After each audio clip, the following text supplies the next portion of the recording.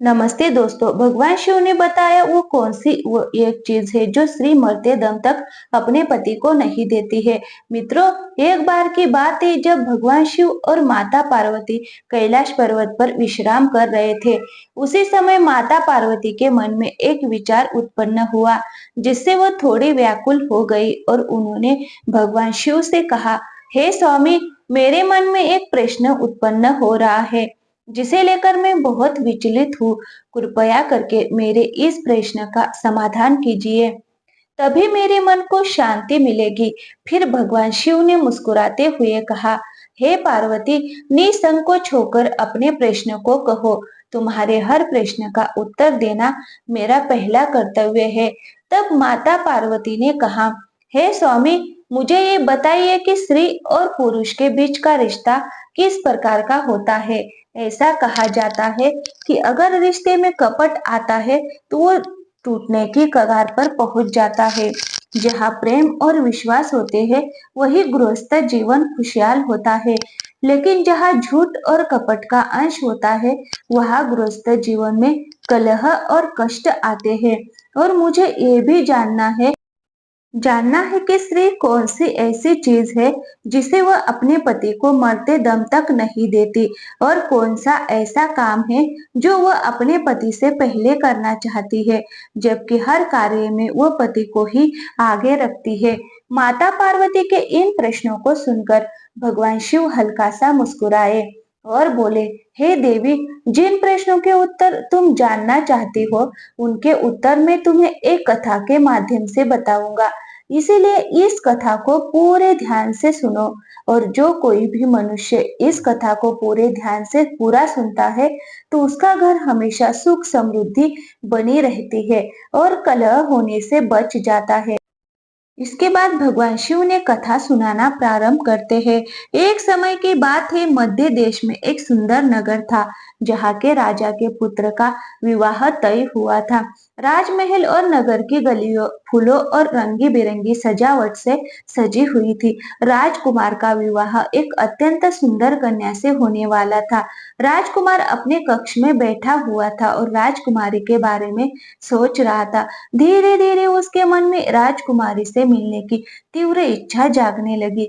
फिर उसने एक योजना बनाई और चुपके से महल से बाहर निकल गया। राजकुमार ने अस्तबल से एक घोड़ा लिया और राजकुमारी से मिलने के लिए चल पड़ा, जो उसे रास्ते में एक घना जंगल पार करना पड़ा। फिर जंगल से गुजरते समय उसे बहुत तेज प्यास लग गई।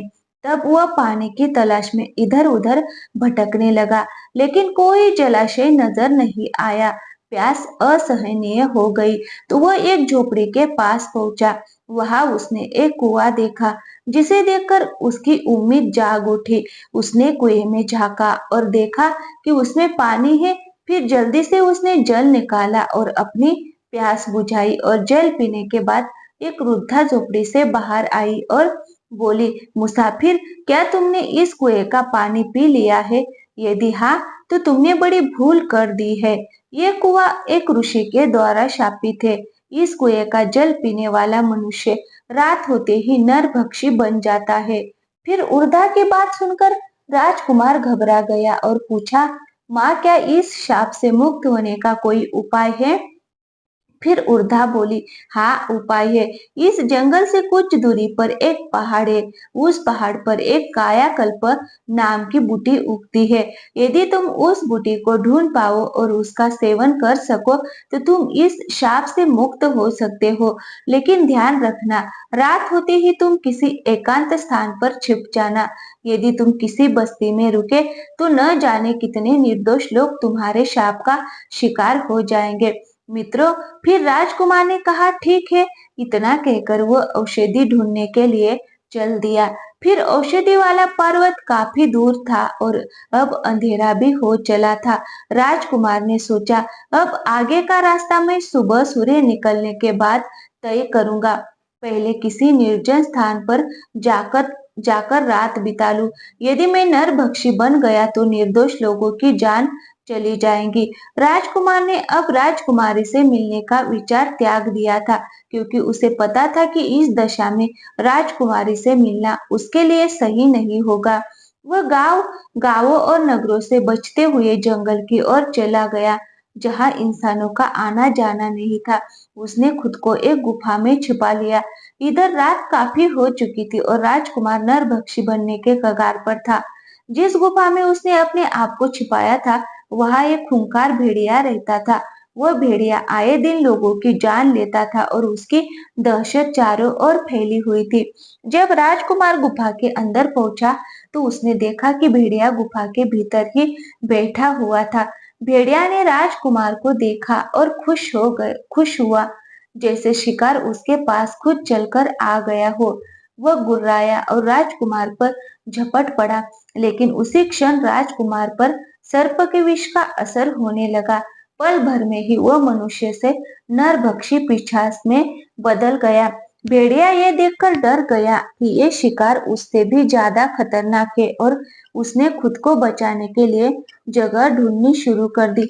लेकिन नरभक्षी राजकुमार ने भेड़िए पर हमला किया और थोड़ी ही देर में उसे मारकर खा गया। इस प्रकार राजकुमार ने नरभक्षी के रूप में पूरी रात गुफा में बिताई और सुबह होते ही वह फिर से अपने सामान्य रूप में आ गया। फिर राजकुमार गुफा से निकलकर अपने सफर पर आगे बढ़ा।